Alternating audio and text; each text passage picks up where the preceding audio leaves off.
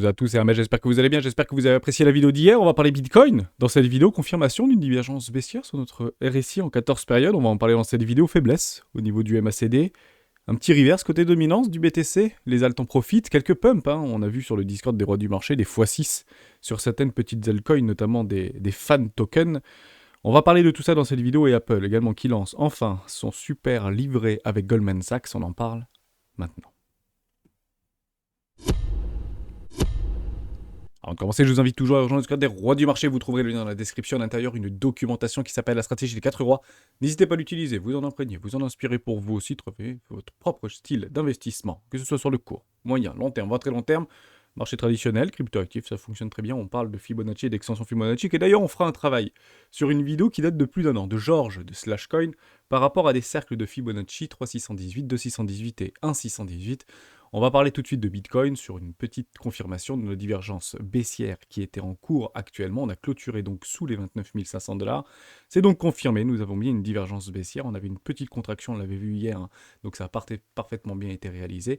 Pour moi, je confirme cette petite divergence baissière. Ça veut dire quoi? Ça y est, on repart à la cave. Pas du tout, ça veut juste dire de la consolidation. On va recréer un petit peu de volume, c'est toujours la même chose. Nous sommes actuellement 80% en range, 20% en tendance. 80% en range, 20% en tendance, 20% en tendance, la progression reste ouverte bien évidemment, les indicateurs techniques nous donneront plus d'informations. Beaucoup de bears abandonnent ici, on a beaucoup exécuté de positions longues, très probablement, et aussi spot, juste sur ces niveaux de prix, juste en dessous des 29 500 $. Le cours tente de réagir positivement. Je dis toujours, on peut invalider une divergence baissière. Qu'est-ce qu'il faut faire? Tout simplement clôturer au-dessus des 31 000 $, nouveau plus haut, et on invalide des divergences baissières, et on continue, et on poursuit cette tendance. On pourrait avoir des 5 étendues, des petites 3 ou des petites 2, dans une grande 5, etc. On peut imaginer plein de choses, bien évidemment, ou des unes dans des unes, dans des unes, dans des unes, comme disait encore hier Crypto-Monnaie Analyse, qui est plutôt rationnel dans ses analyses, bien évidemment, idiotiste.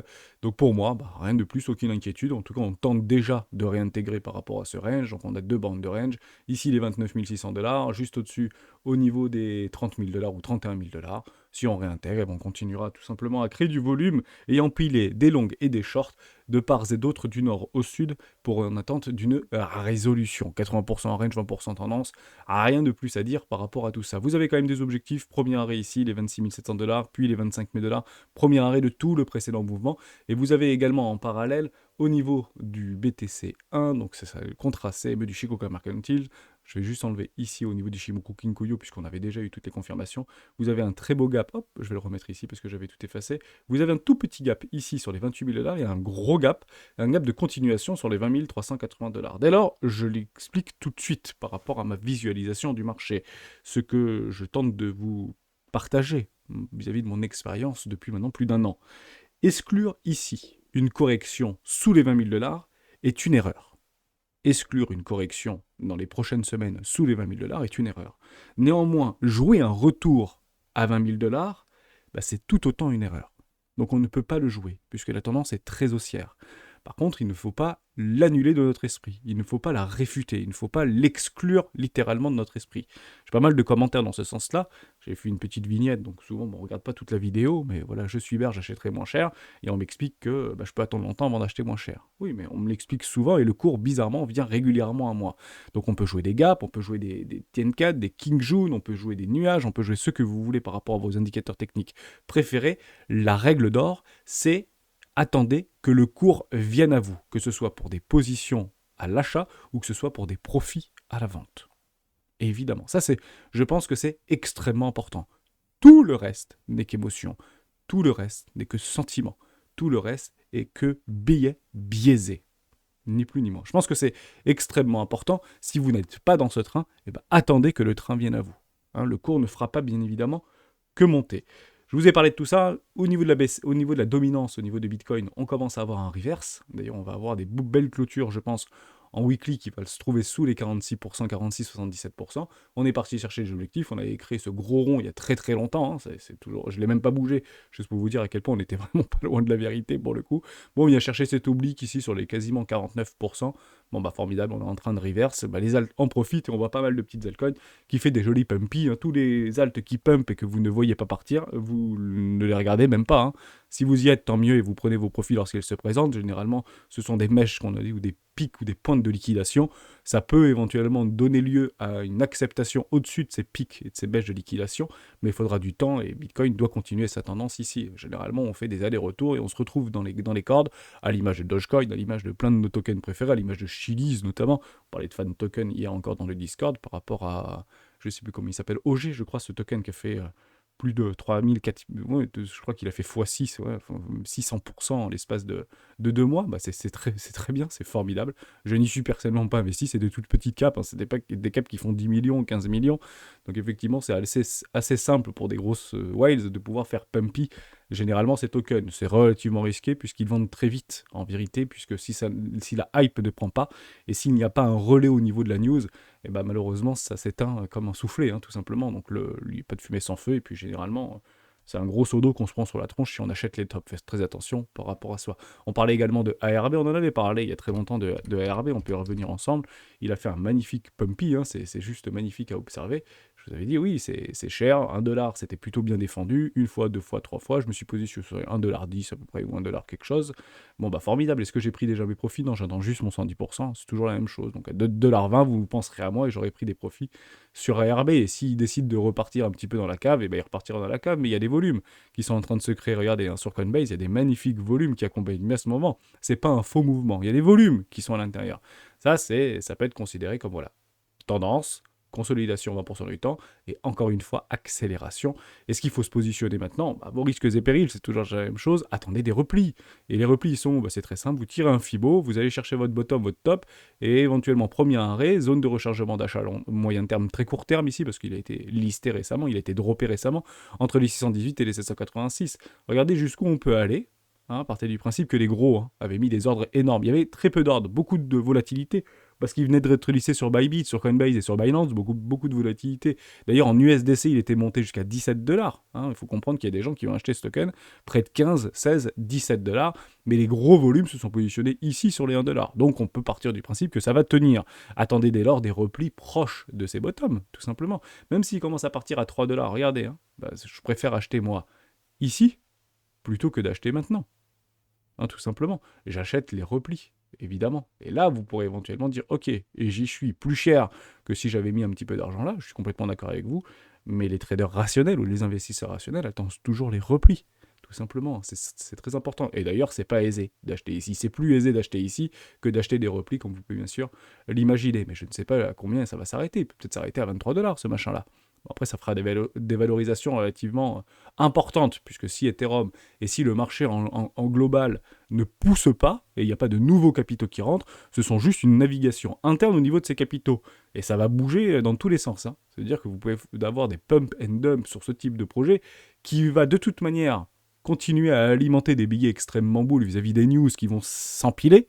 C'est normal, c'est un petit peu dans le feu de l'action, etc. Donc les échangeurs ont bien gavé les bagues, et puis maintenant ils vont vendre tout simplement, ils vont distribuer les tokens, peut-être beaucoup plus cher, mais faites très attention, aucun levier là-dedans, aucun levier là-dedans, ça sert strictement à rien. Et si vous voulez du ARB parce que vous pensez qu'en dessous des 2$, c'est une offre en or, why not? Ça peut être intéressant, j'attendrai personnellement. Des replis, et les replis viendront toujours. Actuellement, nous n'avons aucun signal de nouveau bull run, de nouveau tout ce que vous voulez, ou de nouvelle ATH.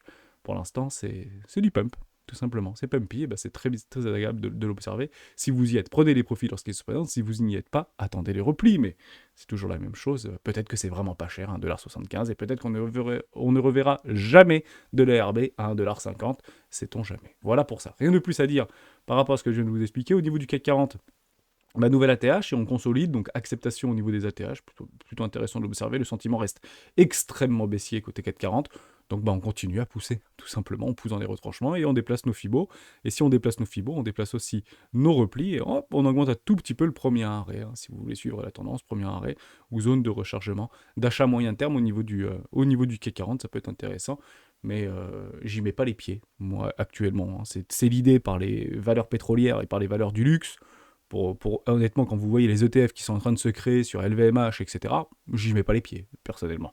Donc là, on est en train de surtout, on va très probablement prendre beaucoup de profit. Mais on a la tendance avec nous, et il y a la saisonnalité avec nous, et il y a potentiellement des entreprises qui vont faire des résultats canonissimes. Ce soir, ce sera Netflix, et ben j'attendrai patiemment Netflix ce soir, et puis j'espère que ce sera bien pris par le marché post-close, tout simplement. Hein. Après la clôture de Wall Street, peut-être qu'on aura pris 24% sur Netflix, je n'en sais strictement rien. Ne jouez pas ces news-là, bien évidemment. Hein, c'est toujours très difficile, parce qu'il fallait s'y préoccuper avant, hein, tout simplement. Vous aviez les structures, notamment sur Netflix, on avait beaucoup parlé de ça. Mais vous en avez plein d'autres, hein, soyez complètement rassurés par rapport à ça. Si vous avez une envie très pressante de vouloir vous exposer, soyez extrêmement patient, et on a des très bonnes zones sur beaucoup de nos tokens préférés, et beaucoup de nos actions préférées, bien évidemment. Faites bien vos recherches fondamentales, et surtout ne vous surexposez pas. On n'est pas du tout à l'abri d'un crack cataclysmique, et je rachèterai, moi, mes indices et mes actions en dessous des précédents lots. Voilà, peut-être que ça n'arrivera jamais, mais c'est mon scénario, et je vais tenter de le jouer jusqu'à son invalidation. Voilà pour ça.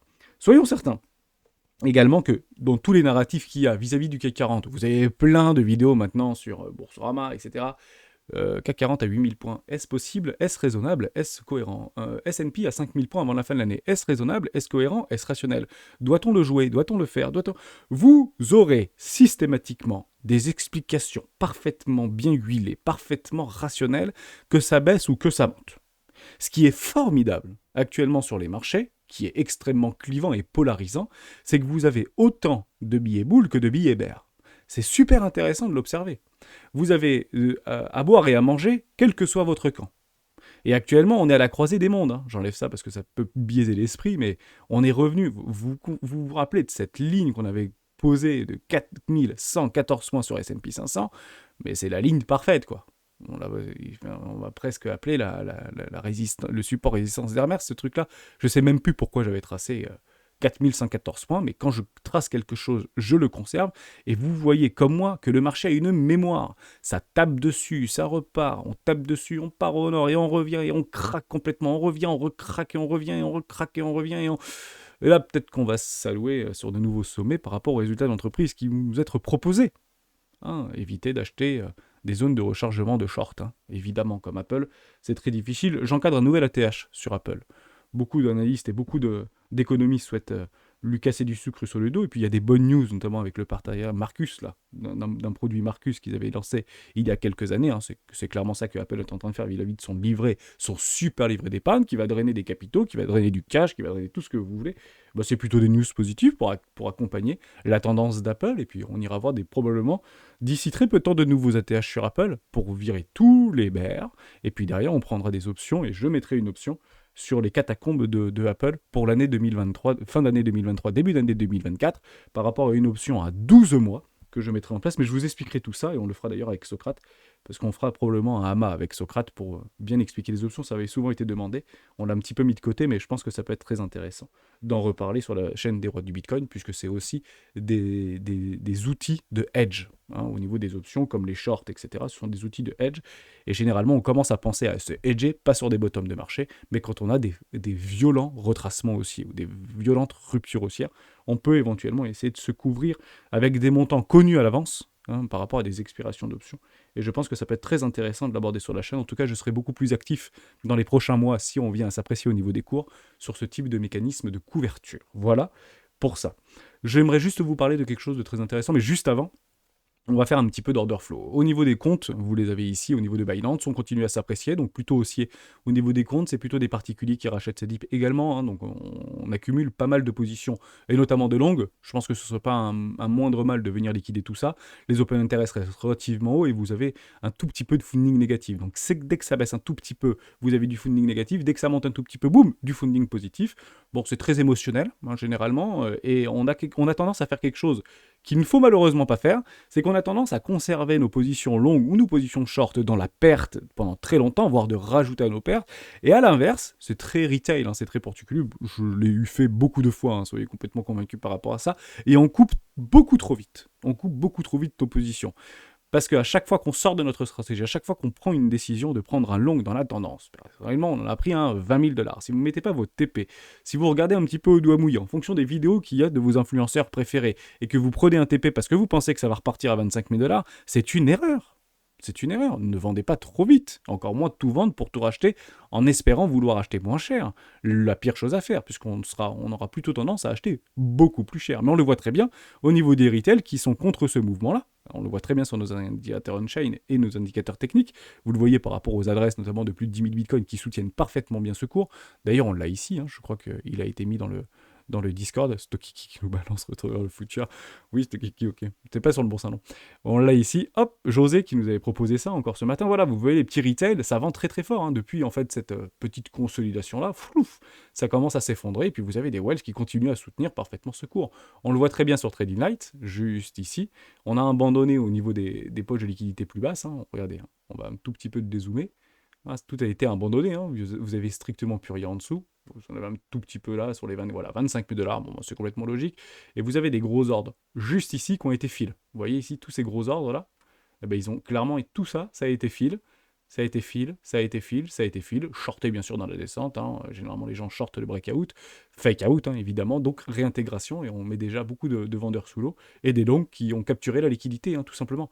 Donc la liquidité de long, on parle de 14 millions ou 20 millions là sur nos indicateurs on-chain vis-à-vis de l'order flow. Il y a quelques petites poches de liquidité au niveau des longues. Voilà, c'était ici, là je suis en horaire. Ouais, 4 heures ici, voilà. Vous avez 14 millions. Boum, 14 millions, ça revient.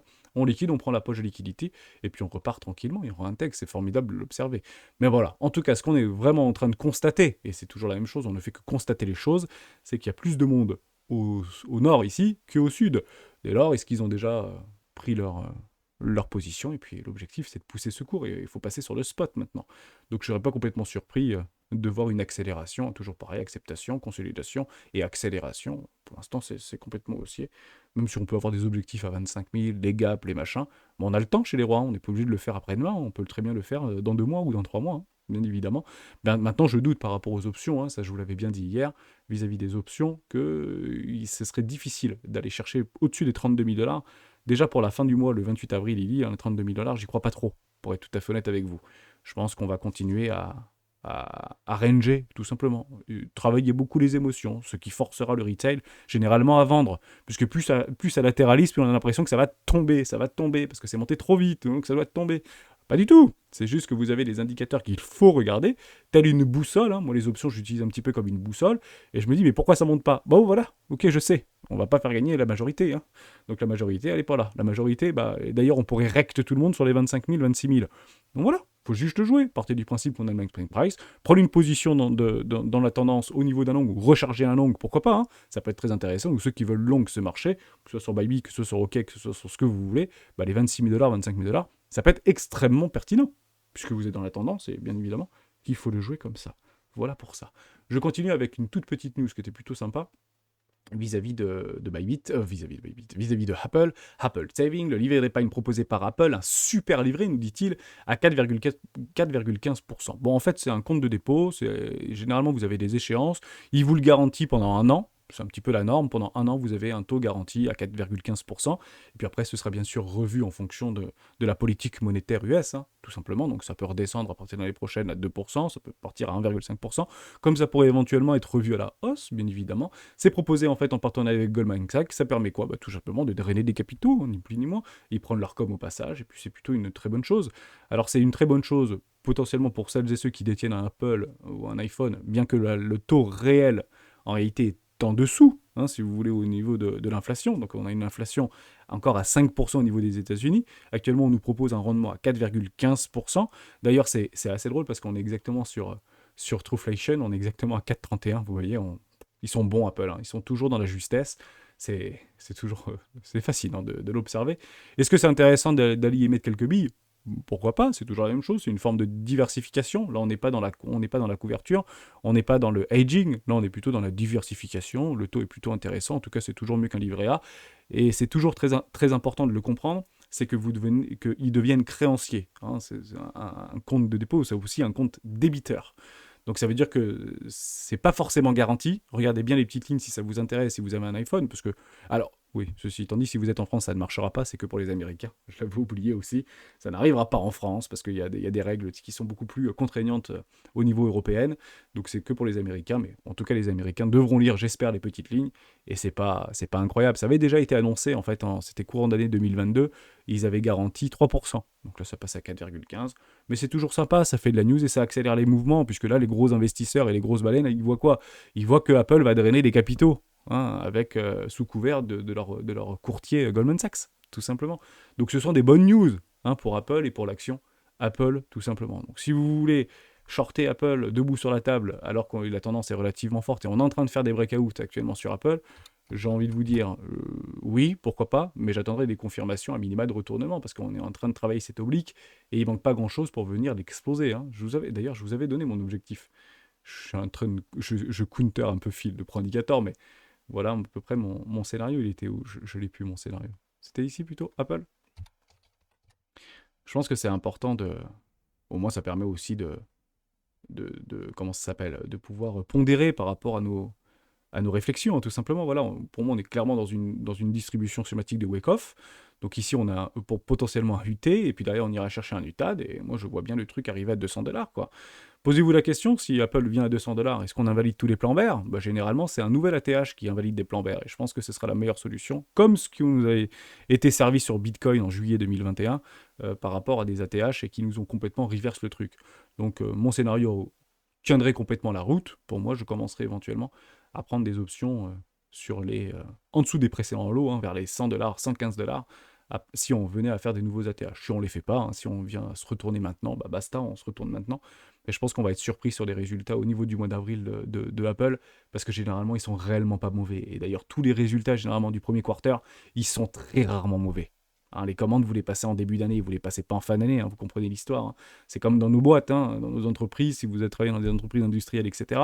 Généralement, on a fait notre objectif sur les 3 premiers trimestres. Le dernier trimestre, c'est qu'on livre les commandes et on ne fait pas beaucoup de commandes. Par contre, on fait beaucoup de ventes et on vient chercher les budgets de début d'année. C'est pour ça qu'on a des gros résultats généralement ou des choses qui sont très pertinentes. En début d'année, vous avez passé les fêtes de fin d'année, c'est génial, le résultat est très très bon. On a sauvé les meubles et les banques centrales sont avec nous, c'est formidable. Envoyons de la liquidité, faisons des crédits, même si c'est de plus en plus difficile. Et la ligne du réel va nous arriver comme un boomerang dans la tronche, mais je ne vendrai pas trop tôt, personnellement, ce type d'actifs financiers. Voilà pour ça. Je finis juste par rapport à un travail que Georges avait réalisé il y a un an de cela, me semble-t-il. Voilà, c'était pile il y a un an, 17 000 vues, formidable, par rapport à des cercles de Fibonacci qui sont malheureusement invalidé, parce qu'il avait en fait donné un objectif de cours au 1er mai 2022 sur les 200 000 $. Voilà, c'était un petit peu l'idée il y a un peu plus d'un an en arrière, voire beaucoup plus d'un an en arrière. C'était quand exactement? Je ne sais plus comment on était en mai 2022. Oui, ça fait un peu plus d'un an, 1 an et 2 mois probablement. Donc on était ici.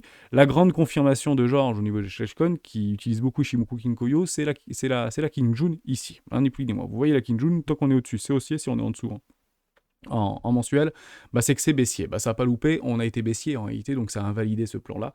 On peut le reprendre très très rapidement au niveau de Ishimoku Kinkoyo. Je vais tout effacer ici et je vais prendre Ishimoku Kinkoyo.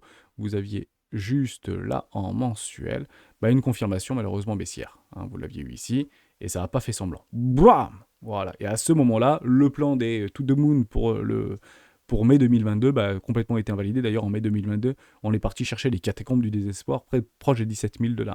Ce qui était plutôt intéressant aussi à observer, c'est qu'il avait aussi un atterrissage très proche des 14 000 $ ici sur un point. On n'est pas allé si loin que ça, les 15 000 $. Il y a 14 929 $. Mais juin, on a bien suivi c'est ce qu'on appelle une fourchette d'Andrews, ça. Vous voyez, les 3 petits traits encore, c'est pas des obliques, c'est une fourchette d'Andrews, plutôt utilisée par beaucoup de spéculateurs et investisseurs, parce que c'est plutôt long terme, surtout qu'il travaille beaucoup en mensuel, lui, donc c'est plutôt intéressant de l'observer. Donc j'ai repris cette thématique par rapport à des cercles de Fibonacci, je vous propose un travail alternatif, tout simplement. Parce que j'ai vu qu'il y avait une fractale qui était en train de se positionner. J'ai repris copier-coller son travail. Vous prenez un cercle ici, donc les cercles de Fibonacci, vous les avez juste là, d'accord? C'est cercle de Fibonacci, pas de problème avec ça. On le trace, on le prend, on va chercher un 3618, objectif ATH. Incroyablement chirurgical. Donc à l'époque, vous ne le voyez pas, puisque vous n'avez pas les signes de cours, si vous voulez. Vous n'avez pas les cours qui se dessinent devant vos yeux. Mais quand on l'a sous les yeux, on peut travailler sur les cercles de Fibonacci. C'est complètement biaisé. Pourquoi? Parce que je suis en log et les cercles de Fibonacci ne le sont pas, pour être tout à fait honnête avec vous. Donc ça peut être déjà biaisé, si vous voulez, dans la rythmique et dans l'arithmétique vis-à-vis de ce travail-là. Mais c'est pas grave, puisque ça fonctionne. Donc on essaie de se raccrocher à ce qui fonctionne. que ce soit plus ou moins biaisé, si ça fonctionne, ma foi, pourquoi pas le prendre. Ici, vous aviez également au niveau d'ATH bas, et vous aviez un objectif de cours à 230 000 $. Donc lui, il avait dit 200 000 $, moi je suis plutôt à 230 000 $. Bah, pas de problème avec ça. Bon, on ne l'atteint pas. Finalement, on va chercher plutôt l'ancien ATH des précédents bottoms, et on crée le bottom sous les anciens ATH très proches des 20 000 $. Donc entre les 20 000 et 15 500 $, vous avez compris.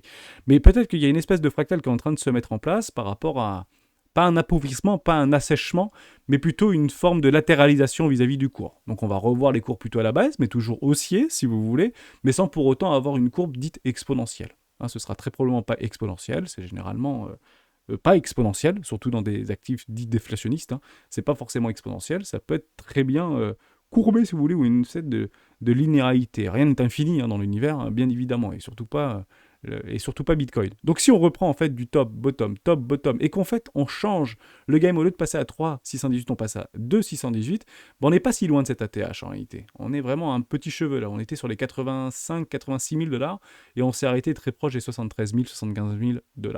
Donc on peut très bien dire ici 3,618, et bien là maintenant on va plutôt dire 2,618 et 2,618, ce qui nous reviendrait en fait sur les 230 000 $. Et ce qui est très intéressant dans ces 230 000 $, c'est que c'est la parfaite confluence entre un 3,618 du précédent bear market au 2,618 de cette correction actuelle. Après, vous faites vos schémas par rapport aux fameux 532 jours. Ça, on l'avait fait il y a très longtemps dans un live, je ne sais pas si vous vous en souvenez, ça avait beaucoup plu. Ben, vous prenez votre règle des 532 jours, en fait, vous avez halving ATH, halving ATH, halving.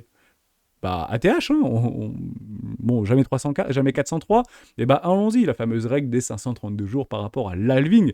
Mais ici, je suis à l'halving 2024, faites attention, on n'y est encore pas, hein, et comprenez-le bien comme ça. Et bah derrière, on pourrait très bien se retrouver à l'exactitude pour septembre 2025 sur un prix parfait de 230 000 $.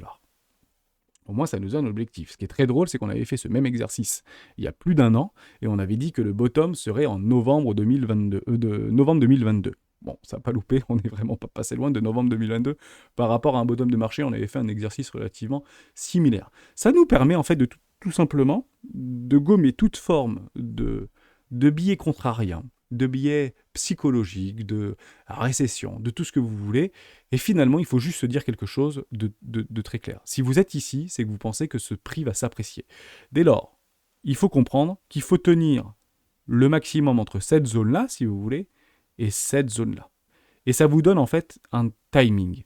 C'est ça qui est super important, c'est qu'on essaye, et c'est d'ailleurs le plus difficile sur les marchés financiers, parce que personne, malheureusement, ne connaît l'avenir, de donner en fait une forme de timing. Et si je vous dis que on sera très proche et au-dessus des 200 000 $ pour l'été 2025, bah ça nous permet tout simplement de prendre du recul par rapport à tout ce qu'on est en train d'observer. On prend de la hauteur. Et en fait, ça nous propose de faire grosso modo un x10 actuellement sur Bitcoin.